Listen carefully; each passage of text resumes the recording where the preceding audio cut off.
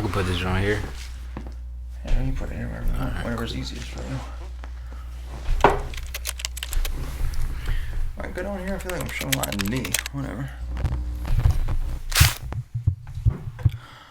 Alright. Ladies and gentlemen, episode 6 of Teddy's Vinyl Club podcast, not sponsored by Wayfair. Put these chairs together with my bare hands. And, little announcement. Hats on sale. The burgundy red for Sickle Cell Awareness Month.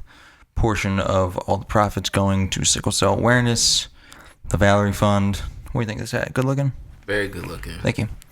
Ladies and gentlemen, today's guest, Philadelphia's own, Mr.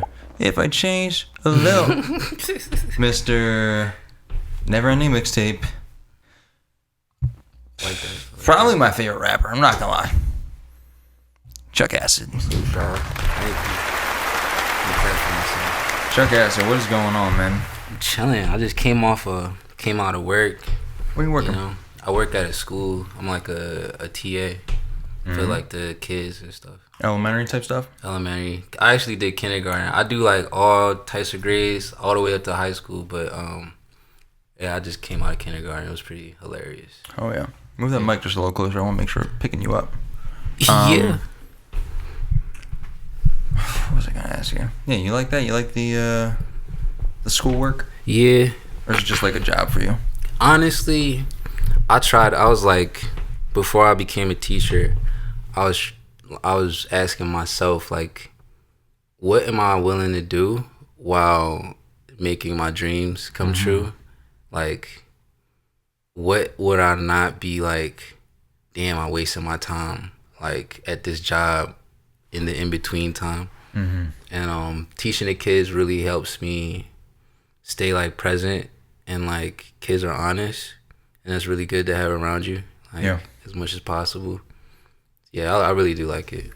Yeah, working with kids I feel like is always a good way to stay just grounded, and it's like a reminder of, I don't know, there's just a younger generation that needs teaching and doesn't have the experience in the world yet.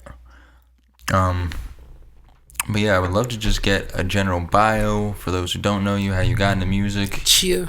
Yeah, just give that to the people. So, it was on a boat in a thunderstorm in the Schuylkill River where I was born. There we go. And Biggie Smalls was playing. It was all a dream. But you couldn't hear it because of the thunderstorm outside. So, you know, that's how I was born. So they say. Reality, I was born in Philadelphia, Temple University. That's fucking crazy. I was born in Temple University, raised in the Oak Lane section. Got my beginnings in the Alney section. Yeah, I've been making music since 13. My friend was really into 50 Cent. And I was like... Get Rich or Die Trying? Get Rich or... Yeah. That, I'm trying to think, like the mixtapes, like the disses, the Ja Rule disses, all those. And I was really like against it though. I didn't like 50 Cent because he was like shooting people and stuff like that. Right. And I liked stuffed animals at that time. Like at 13, I was really into Crash Bandicoot, Sly Cooper. Beanie Babies? Nah. All right. Close though, maybe. I was this close to starting my obsession, but nah. So I got into like Lupe Fiasco. I got into Eminem. It was just hilarious because he's pretty violent too. But very violent. Yeah. I'm trying to think. I just got into like Lupe Fiasco, Kanye West, and I just wanted to start rapping like these people, even though I didn't have nothing to rap about at 13.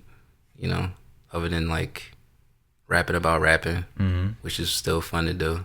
That's where everyone starts out, just like I'm the best at rapping. I'm the greatest rapper. I'm trying to think. I got my first. I remember my first rap still. Like this is part of it. It was crazier than a baby on crack. Wait, hold up.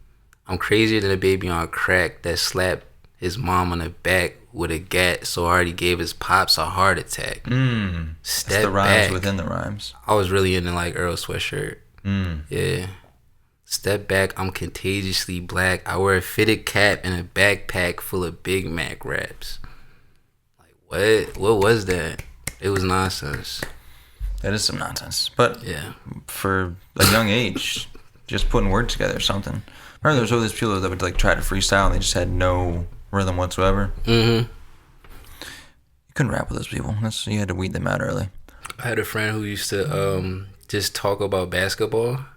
And he was like trying to rap, but really his raps just sounded like he was talking about basketball. So it'd be like, yeah, I'm like Kobe. But no, Kobe he wasn't playing in 2003. He was playing, and it would be like, bro, like, why are you getting into so much detail without rhyming? No, some people really do that when they rap, though. They just don't know what to talk about. I can remember when I was in high school, there would be, like, at parties, people would do, like, these little freestyles in the corner. And I didn't really rap back then, but I was like, these kids fucking suck, man. It was bad.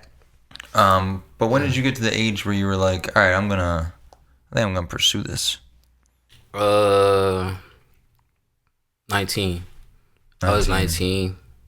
I had been making music for a little bit. You know, I've been going to the studio with my friends. And I just was trying to be like the manager, like the background guy that told people what to do. And people was not with it. People was not trying to listen to some random kid tell them what to do. And long story short, I had like a near-death experience, and it had me thinking like, wow, like I really should just do it myself and just tell my story, really, because I realized like nobody was gonna do that the right way. Like you see those news reports like after someone passes away, and it's like they'll tell like the corniest story and reminiscent of that person. Put up some real shitty picture of them. Yeah, like the worst picture, like. So it's like I realized like if I want somebody to tell my story right, I gotta do it, you know. And what was the near-death experience? You mind talking about it? Yeah, for sure. I was pistol whipped in front of my crib. So is that the news clip that plays in the beginning tape that was actually talking about you? Yeah. Oh shit, yeah, tell that story. That story is funny. So I was coming home. It doesn't sound funny. I was coming home. I was in college, 19, so I was at Temple. Oh, you went to Temple? Yeah, I went to Temple. I was coming home. I was in my own neighborhood, coming from the train station, Front Rock. And halfway through, I was walking with a friend, and these two random people like started following us, and my spider senses kind of like went off. And it's like you could tell when you were about to get robbed, but when it's your first time, you really doubt it. You like, nah, like it's not gonna happen. It's not gonna happen. And they did like the test, like to see if you're like okay to rob. Fight back. Yeah, they ask you a question. What did they say? They said they asked for like a specific road, and I was like, yeah, it's there. Make a left then. Make a left. And it's funny, I told them the opposite of where the road was, but they weren't going there. They're just following us, you know. My friend, he's a little green. God bless him. We're not going to say his name. He went to his crib, right? So I'm like, yo, bro, you mean come into your crib, you know? He was like looking at me like I was insane. He was like, what the fuck? No, bro. Like, you know? Because he wasn't aware of what was happening. You see what I'm saying? So he walked in the crib. I was like, damn, I'm about to get fucked up. And I crossed the road. I crossed my block, and it just happened right there on my block. And I was like, damn. I was looking at my door, too. I was like, damn, I was like this close. You ever... it was this close to just being a regular day. And, yeah, so I got robbed. They took my phone. Well, they took everything out of my pockets. I had like $5 of quarters. And I poured it in their hand, and they didn't like that. They thought I was like being smart. Throw that shit on the ground. That was my money though. That was like, and pour it on the ground. They're like, what else you got? I had my phone on me, Sprint phone. And this is, it's funny. It's going to sound funny and shit, but like my raps was on there. Like, and I was like, no iCloud? No iCloud, nah. That's the only the only Apple product in my house was that iPhone. Like my parents didn't really have no iPhone, and my friends were all team Android. Mm-hmm. I was isolated as a child, is what I'm trying to say. Isolated how? I was being facetious. Oh, okay. My face is kind of deadpan, my fault. But yeah. So they tried to grab my phone. I struggled. They didn't like that. So boom, pistol with me. The gun went off. I thought I got shot in the face. Yeah, I thought I got shot. Because everything went white. Mm-hmm. And I was like, yo, did I just fucking die? That's fucking crazy. Then it turned red. And I was like, am I in hell? But it was just the back of my eyelids. And then I opened my eyes. And they were running. They were already like gone. Because I think they thought they shot me in the face. Yeah. So they started running. And yeah, that's the story of that. That's an intense wake-up call to get into music. Yeah. All right, so but you didn't have any, like, no pursuit of music before that? I did, but it was like... Oh, the manager role. Yeah, I was not trying to be in the spotlight. I was not into that idea at all. Like... Why is that? I'm just like a private dude. Like I like just chilling. I don't really like being, too animated. You feel me? I don't like too much. I don't like loud noises and shit. I'm like a house cat, bro. I just didn't like the idea of being seen as a kid. Cause like growing up, like I felt like just the older people I seen around me, just in my local like neighborhood, the more seen they were, the more issues that came with that. So I always associated being known with having issues and shit. So I just was like, let me stay low key, And you're a first gen kid, right? Yeah. Parents immigrated? Yeah. So do you think there was a sense of, because I know my girlfriend's first generation too, her parents from Nigeria. Nigeria. There we go. Yeah. So do you feel like a certain sense of responsibility just to be whatever, stable, to get the regular 9-to-5 job, whatever that is? For sure. Like, I'm trying to think, like, what's an example of the pressure? So, like, I remember I started my high school career in the third track, which is, like, the bottom. The top is honors, and the kids that they're about to kick out is in the third track. I started freshman year, all my classes was like that. And I remember my 8th grade, like my middle school experience, like I didn't go home and talk to anybody about what the fuck was going on in my grades or anything like that. So like my high school career just looked like me studying. I graduated with honors. Like that was like a big thing for me. My folks was like, the way they look at it is like, yo, like where's like the money? Like they don't have like a concept. It's like all right, like yeah, but like where's the money? Like first it was like the scholarships. Like why don't you have millions of dollars in scholarships? It's like you can't explain. It's like because I was stupid and I got smart, but it was too late. But it's like, so the pressure was like, it's kind of inbuilt. It's like you don't see it until you have a conversation and it's like a stonewall. Yeah. It's like, no, you're supposed to have this, you know. But you got the Temple. It's a good school. Yeah, it is.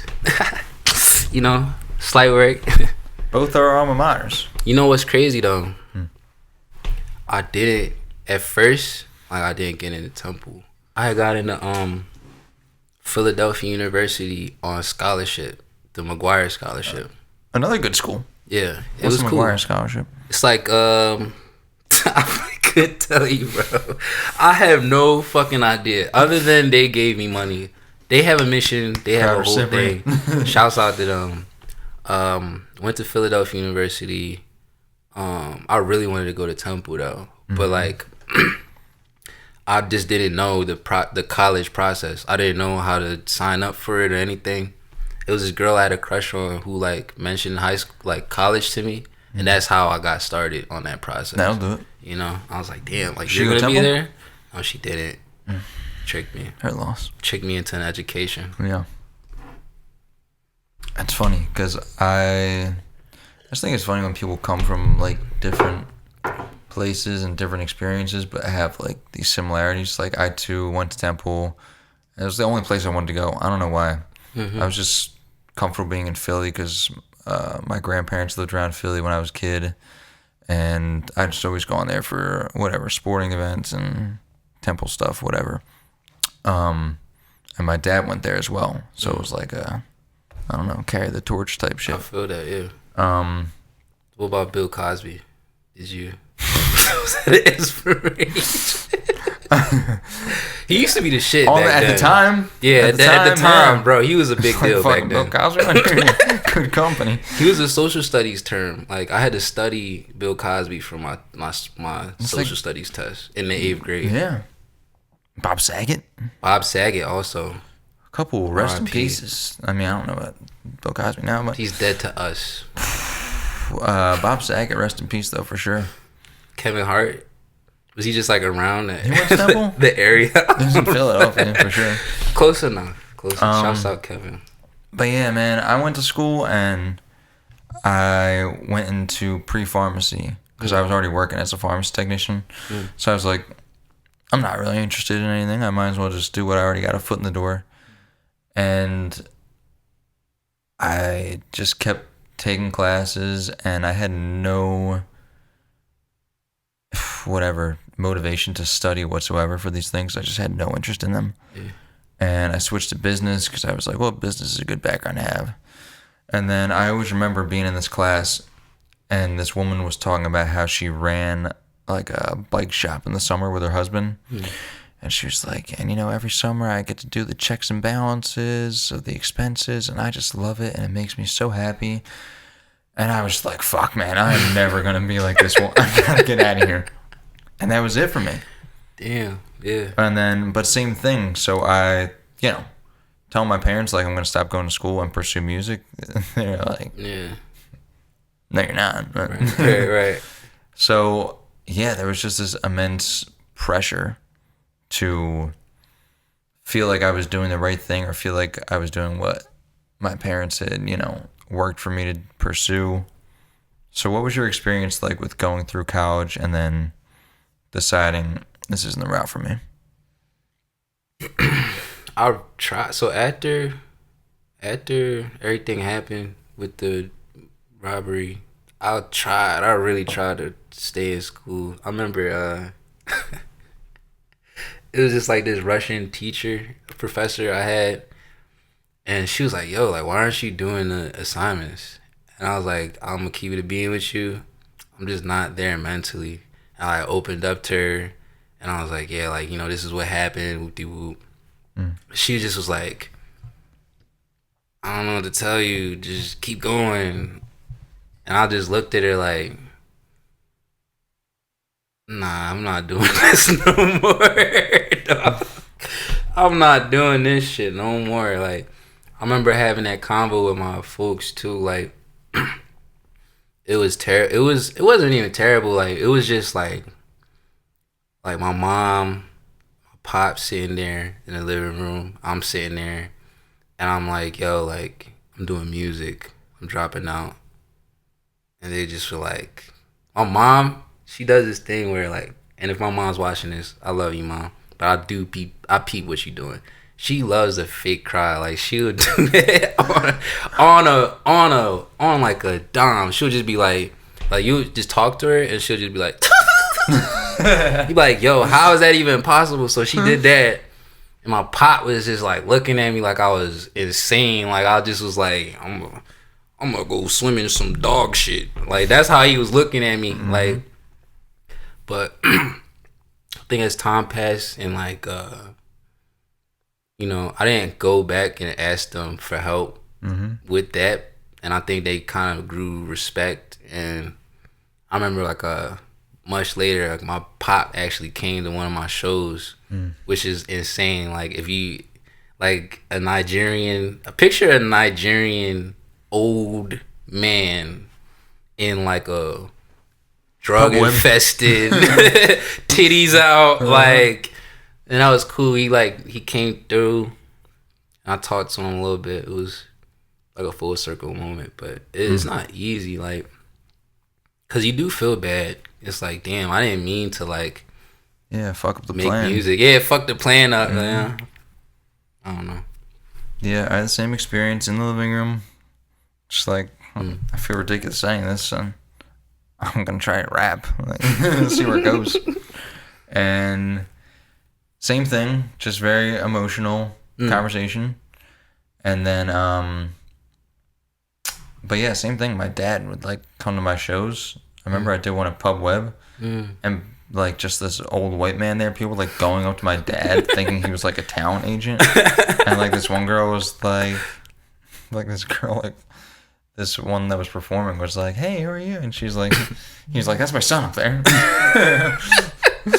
But yeah, my dad would come to my shows, and then, but I was like angry too, because like I felt really bad, but then it was like, well, like you just feel this immense weight of I gotta prove something, like to you and myself. Yeah. And I was like, my mentality was just like, I'm gonna show these motherfuckers. It's almost like, how can't you believe in me? Yeah. Almost, yeah. And then I remember when I had gotten like the record contract offer, my mom was like, "Well, I guess you know what you're doing." Right, yeah. But even still, like, there's so much pressure that goes into that when that's not your experience, and I don't think that's everyone's experience. Because I remember another thing that I did was, you remember that like the Chance the Rapper Cardi B Netflix show? It was like a something. I got like an email to go try out for that. Word. And this was like years ago now. And it was in Center City. And I just went there like angry as fuck. It was like, I was just angry all the time. Like, I'm gonna show these people I can rap. And then like I walk in this room with like all these people trying out.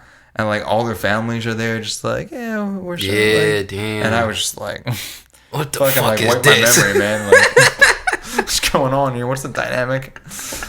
But yeah, it's really interesting. Especially just from what I hear, my girlfriend, like being that first generation in America, like there's so much pressure to have success and stability. I feel like. Yeah, for sure. I mean, I don't blame him. That's when I was younger, I was so pissed. Like why the fuck do I have to do this? But now I kind of don't blame him, cause like I pay bills now.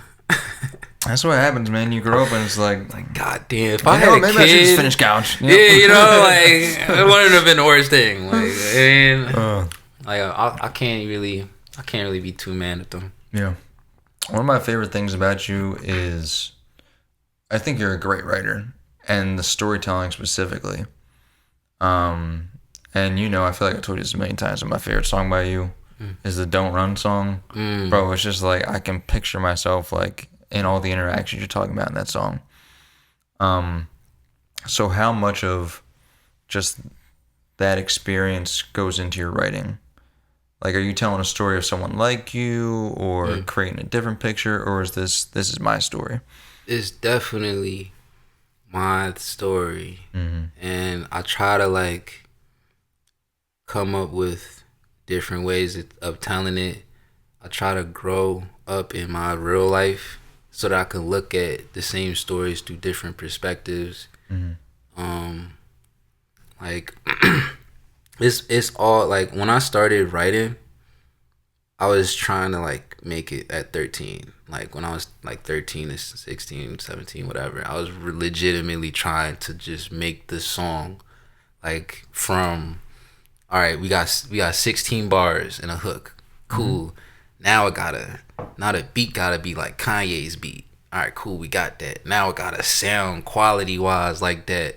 Okay, cool, we got that. And then once I climbed that ladder and nothing happened, it was kind of like, all right, I kind of want to just do this for me now. I kind of just want to tell what I'm going through, because I don't hear it. Like, I hear bits and pieces. Like, I listen to Jay-Z. I love Jay-Z, but I never sold crack. So, like, he could tell a story about his mom, but when that bar comes in, that's where I detach, because I don't understand it. I could only objectively understand it, or think about my friends who was in the streets and be like, okay, well, maybe this is what he felt, but like, it's not my story, you know? So when I write, like, that's kind of like my respite. It's like, all right, like, you know, it's hard for people to sit and listen to like your story. Like, it's hard for people to do when they could pick their phone up and get a dopamine rush real quick. So I mean, it's harder than ever now, because everything is so like, it's hard to grab people's attention.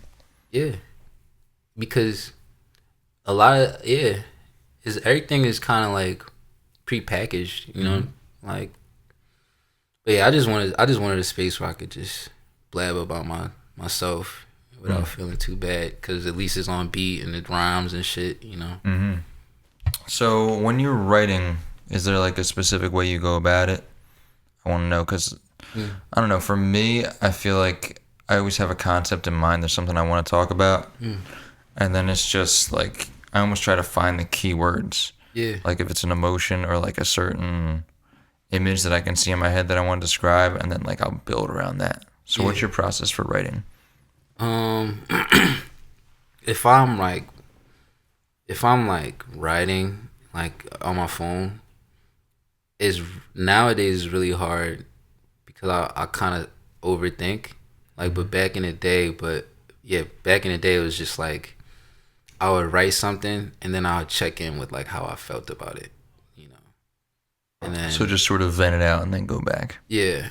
Like sometimes I would say something that sounded really cool, but it just didn't resonate with me, and I felt like I had to delete it. Like, that's really my process. Is just, and when I punch in, it's the same thing. It's like every line has to feel good, because that's kind of what that like, it's much easier and cleaner to just write it and then say it, and then you get everything correct. But like when I freestyle, it's like the purpose of that is so that I don't overthink, and so that I can in real time gauge how I'm feeling about what I'm saying. And that's really my process. Do you think there's something about hearing it too? Because I have specific, I can remember like times, I guess in college, or just like when I was living with someone and like it was late at night, I'll be like writing something in my bed, and like I kind of just had to like whisper it to myself. Yeah. And then like I say it the next day, and I'm like, this doesn't sound as good as it felt. Yeah, it is. I agree with that feeling. Like, I think one thing about writing that I realized, like when I look and think back to those times, I was like in a community of writers. Like my friends were all rapping. We all was trying to rap. We'd all go back and forth. So I didn't have to do all of the thinking.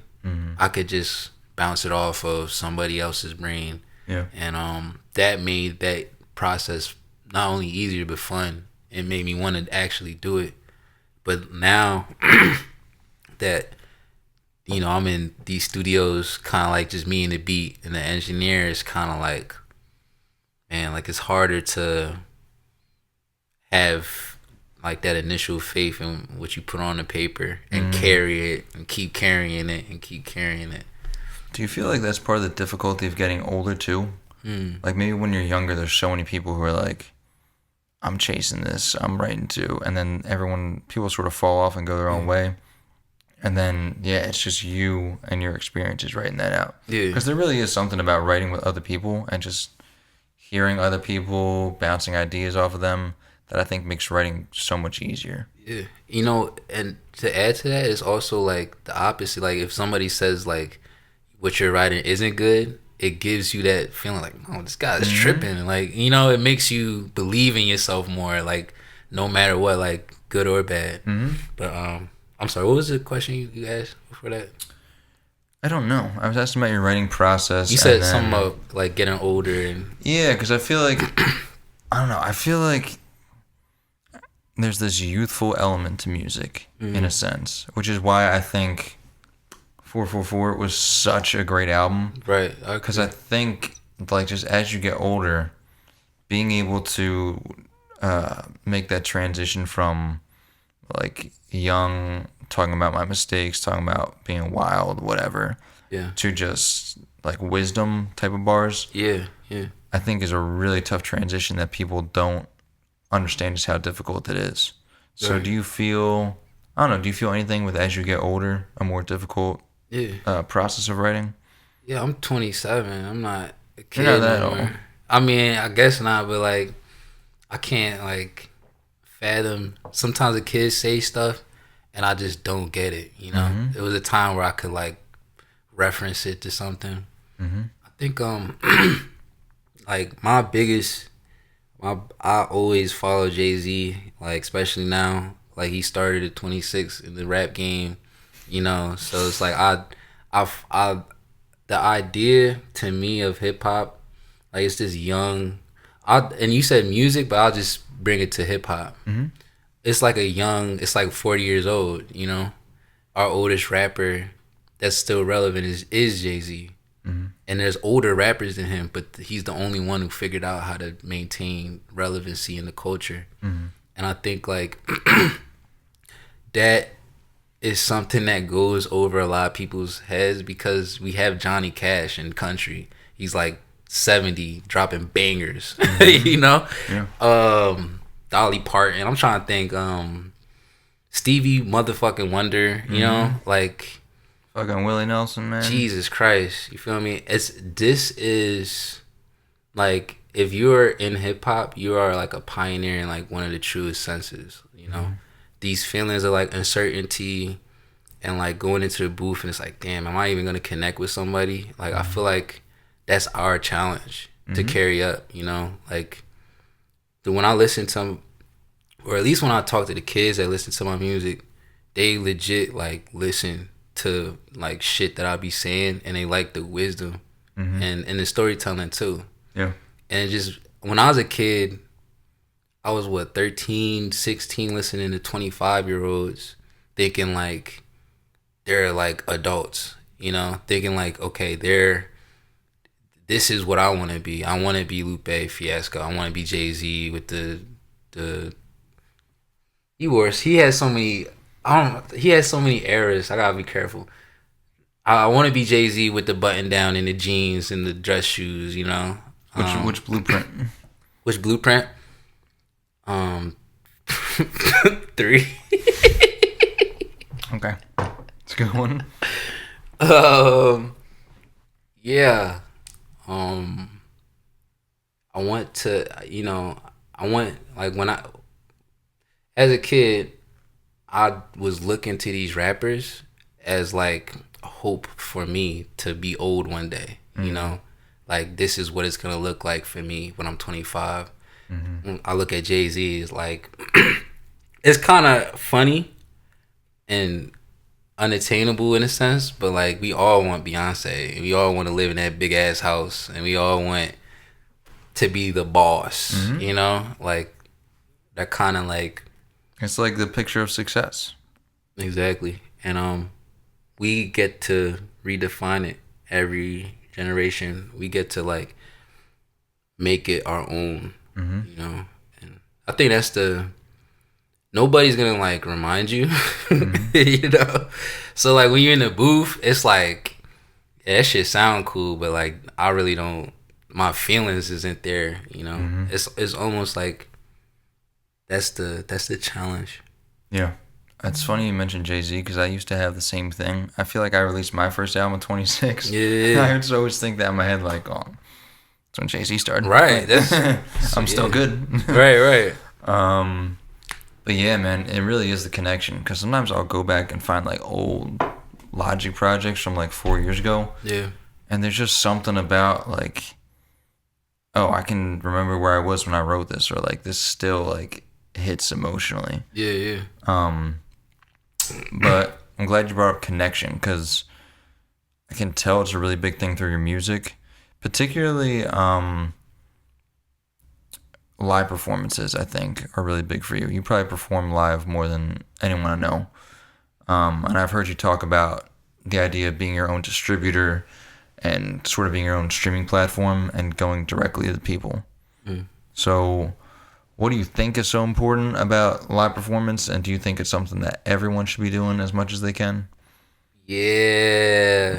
I hated live. The idea. I didn't even want to be a rapper, let alone that's right. on stage. Like, when here's what performing gave to me. When I started rapping, I swear to God, I had 4-minute songs, bro. I had 5-minute songs, and there's nothing wrong with that. But I had 5-minute songs where I wasn't breathing properly. Right. You see what I'm saying? And it was just like, it felt good to say it. It felt good to listen to it. But on stage, like, you can see people like not give a fuck. You know? Like gradually not care. Like, and that really fascinated me. That really was like the light bulb in my head. Like this is the part of, this is like the sharpening part. Like this is the learning part. Like, you know, I've had songs where, like, on my project, there's a song called Younger. It's one of the songs I was like, I always wanted to make a boom bap, like, energy to say the story. I did it, right? Like, I made my favorite song, but it just didn't translate on stage.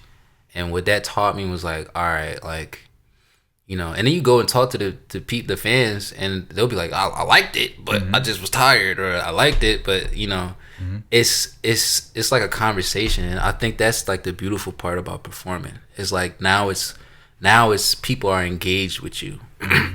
It's an energy exchange. Like when you make a song and you say this, and they just say it, that's like, it feels good for you and for them. You know, like nobody wants to be at the performance and they don't know the lyrics, like the performer or the people. You know, so it just becomes conversational. It's like, it's sharp, it hones you, it makes you go into the booth and think of new techniques. You know, like, all right, I don't want to, it gives you an excuse to be lazy too. Like, all right, let me not put another bar right here, let me just let this be space. Yeah. You know, I think about that too now, like with the latest project that I'm working on. Like, I'll write the song and then I'll just play it in here and just kind of walk around and picture myself doing a live performance of it. Like if I were in a crowd hearing this, would it grab my attention? yeah. But yeah, you got a lot of interesting ideas for marketing too. The missing posters is one of my favorite things. How do you come up with that? Thank you. And do you put a lot of thought in, like, are you like sitting down at like marketing ideas, or does it just come to you? Honestly, the missing poster, I don't remember where that came from. Trying to think. When I made the poster, I was really just trying to put my name out there, trying to put like my face out there without putting my face out there. You know what I'm saying? Like, I still had like a 9 to 5 to go to. So like that was kind of idea. You know, the time that came out, like I wasn't dropping music for like, I think it was 2 years. I didn't drop anything like officially on all platforms. And that was like, I dropped my first I guess my Never Ending Volume 1 was like my second technically, but I dropped that and I just was ghost like the Avatar for 2 years. So that's where that concept of missing came from. Like, I was gone, you know, like for this amount of time. And when I put it, like when I gave the idea to like the illustrators and they made it, I think they kind of brought it to life with the way that they decided to do all that. But yeah, a lot of my marketing ideas just come from shit that make me laugh. Or like, I'll go back and I'll watch old skate videos, graffiti videos. Like, I love graffiti. That makes sense now. The posters came from Obey. Like, just watching Obey put up those wheat stencils and shit like that was like, that's what I wanted to do. Like if everything failed in life, I was just gonna spray some shit on the wall, you know. And I kind of just wanted to engage in that world without like being inauthentic. Yeah. When you mentioned the graffiti, and I was going to ask you about your music videos too. Was that an influence with that? For 'Cause sure. You have a very interesting style with the. Who makes your visuals? Partly truth, Pat. Partly truth. They're partly wild, truth, bro. Partly fiction. I love them. It's like this illustration graffiti kind of montage that you put together. Yeah, shout out Partly Truth. He's like the pioneer of the visuals. Like we got Anti-Flower Show movement involved. That's another graffiti artist, and we got Lamy involved. That's another graffiti artist. He's known for like the ghouls. If you see these little monsters, I could send you a photo. Maybe you could pop it up on the screen. That's what he's known for.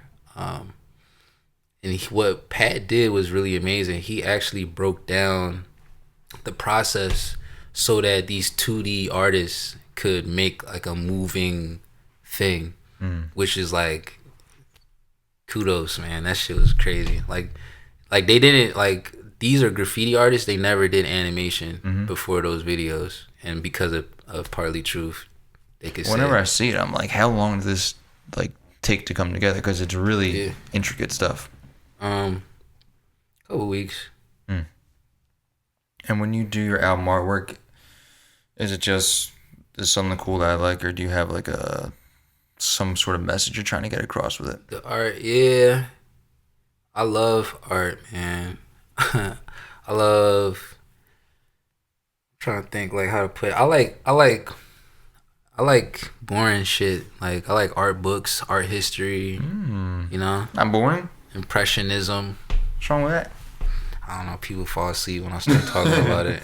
I like all that stuff, and I used to draw like when I was a kid, when I was younger, and I stopped because I was like, I can't draw and rap. That's fucking crazy. Yeah, I'm one track minded. I don't know why. I feel like every, I don't know, musician has a love for art, like other types of art. It's just, it happens. It's innate or something. Yeah. But like, let's say the most recent one, the "Don't Leave Me" cover. We got some dude appears to be shooting a red dot past you. There's a sword in the floor. You're playing video games. Right. So what's the inspiration there? So that's actually this. I can explain. I could give context. Here we go. To the art.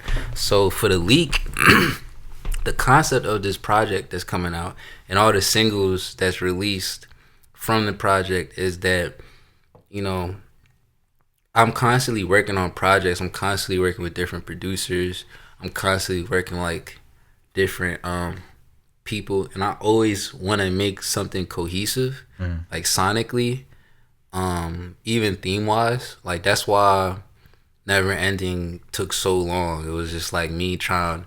I had 30 songs and I cut it down to 15 and all this extra stuff. It's like a little bit too much. So this concept that I for the leak was more like, what if somebody just took my computer and just released it, all of my shit, and it's like cornucopia, you know, took the photos and scribbled on it, and so that's kind of like the energy behind it. The art direction is like the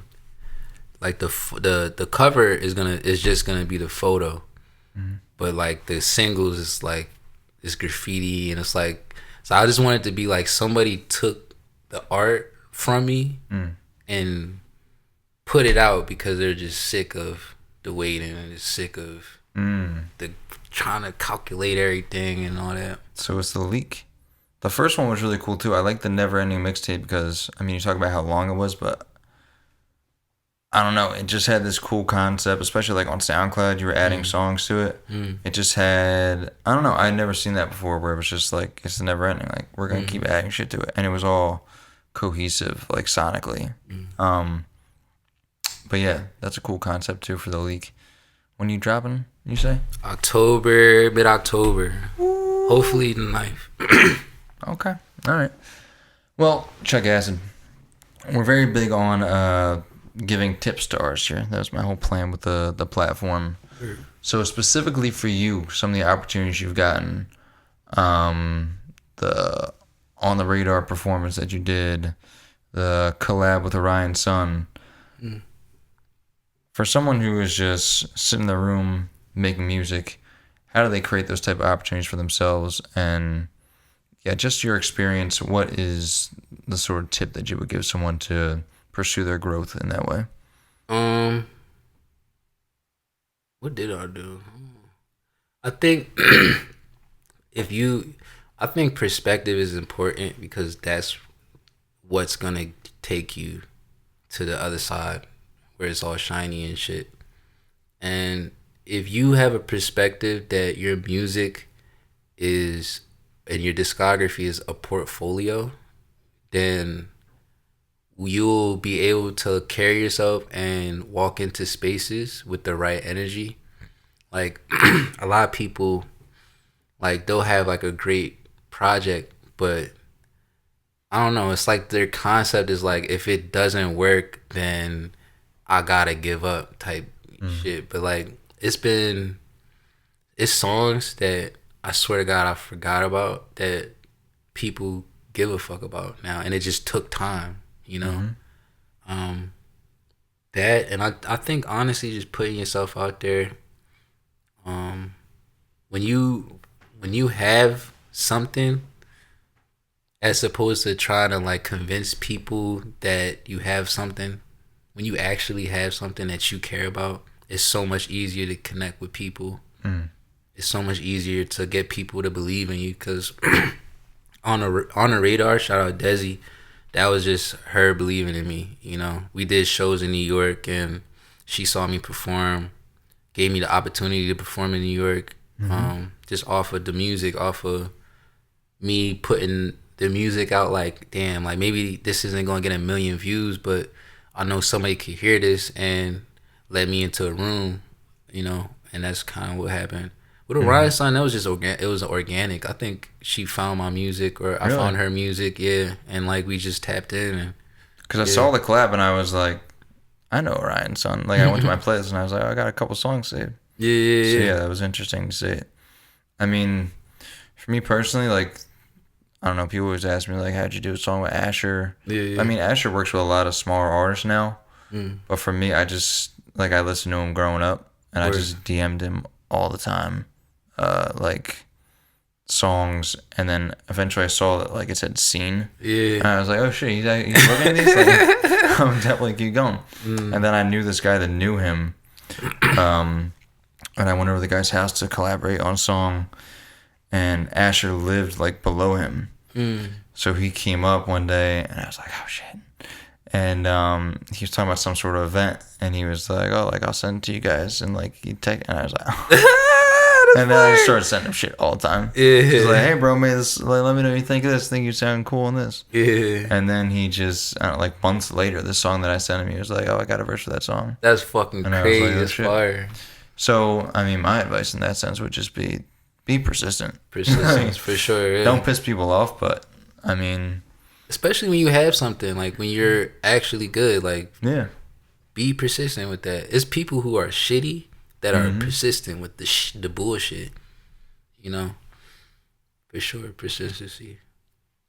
I had a couple other things I wanted to... maybe I hit all of it. Well, the other thing I want to talk about was your social media presence. You're very active on Instagram. I'll try.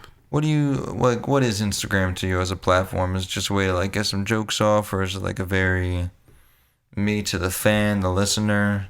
How do you interact with it?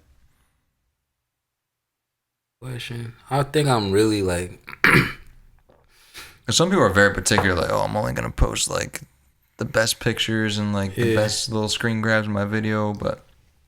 I don't know. I fuck with little people who are just like, I'm a person. Like, this is what I find funny. I'm going to share it. It's kind of how I do it, you know? Yeah, it's just a way that people can check up on you, see that you're alive. I'll try to post, like, funny shit, shit that makes me laugh. Sometimes it's not funny, you know? I don't know. I think Reels is my shit though. I love reels. I love making little videos and slideshows and shit. I think that's just because I'm older though. Like I'm used to slideshows. But I just like that. I don't know. Like I like putting funny photos up and then like and I don't know. But when it comes to Instagram, for real, like I like going back to the persistent thing, like being persistent with just posting and putting yourself out there. Like the more I do that, the more opportunities come, the more people reach out. And that's kind of why I stay on there, because people, as much as I'm kind of a reserved person, but as nobody gives a fuck about that. People want to know I'm okay, and people want to know I'm still active, you know? I just look at it like that, like, all right, I gotta be on here to connect with people. And then sometimes the kids that I'll be teaching, they'll find my music and they'll find my grant. And so it's like all this, I'll be like, damn, like, I remember this one kid came up to me. This was really dope. I was teaching 8th grade, and this was before I was on the radar. And they just found the music, and they're like, yo, this is dope. This is dope. I gave this one kid a bad grade. He came, he said my music was ass. But it was funny though. And I remember after I was on the radar, a lot of the kids were like super excited. They were like in the comments like, yo, that's my teacher. That's so that to me made me think like, oh damn, like I'm just being me. I'm not trying to impress nobody. I'm not trying to do nothing for nobody.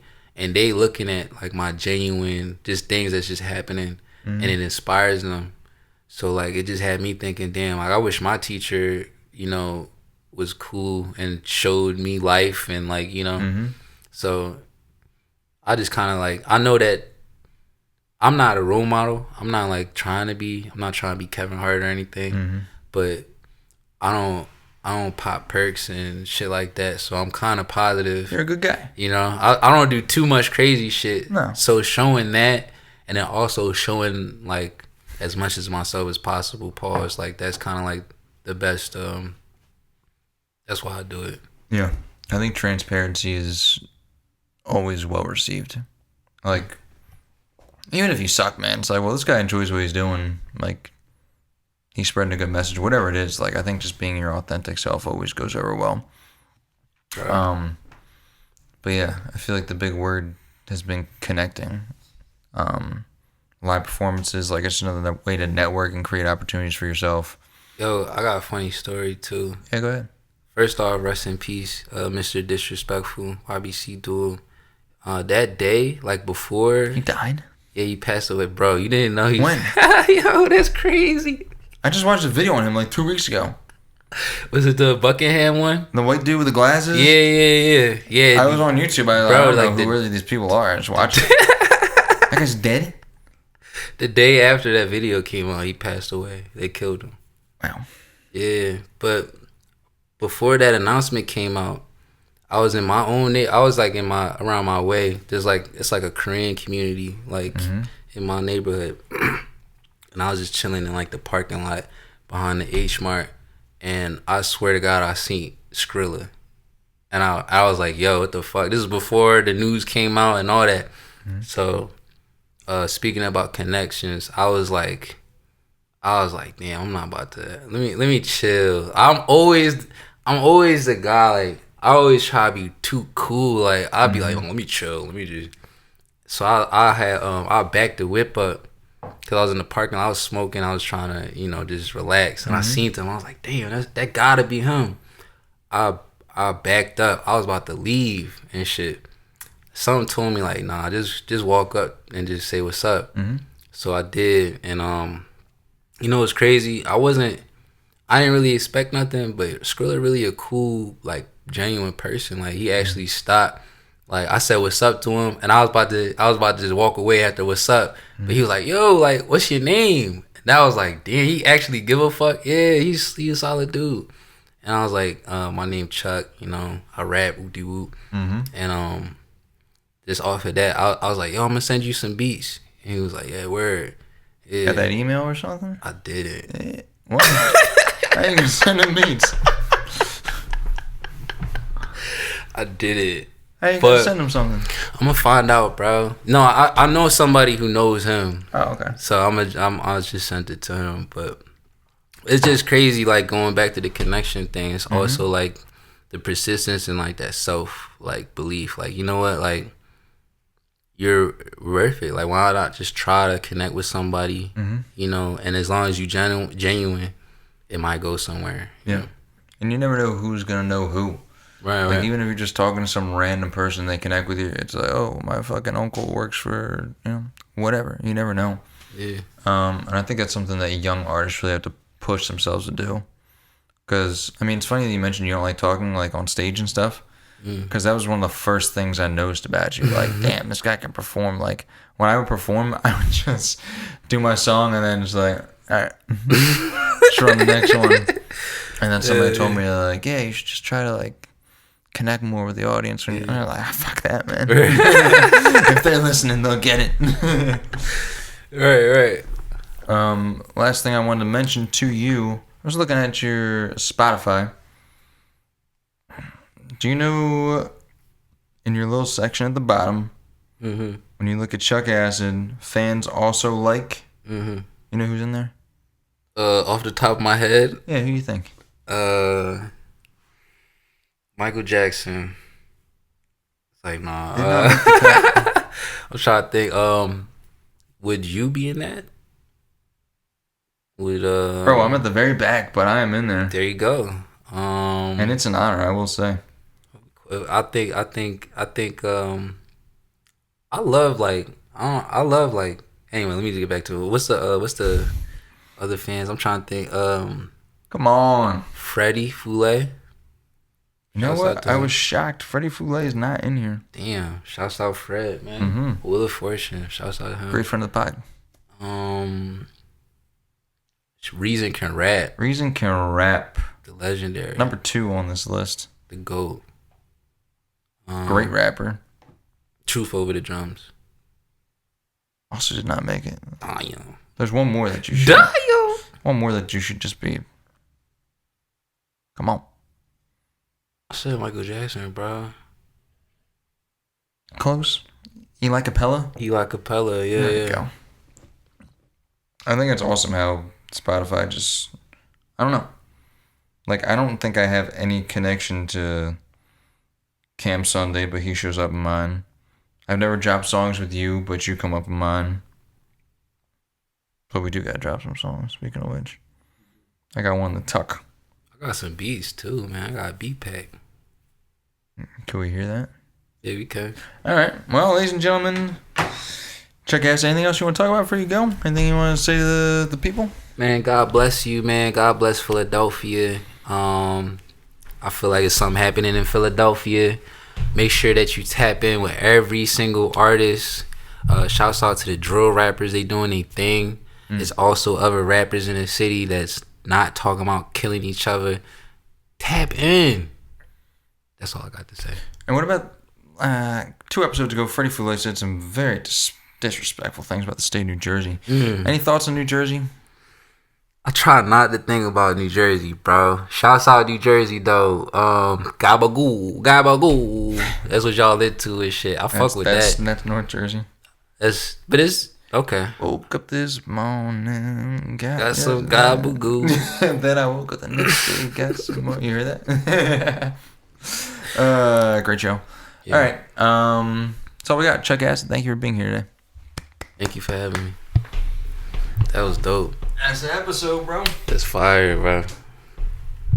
Thanks for doing it, man. Anytime, bro. This is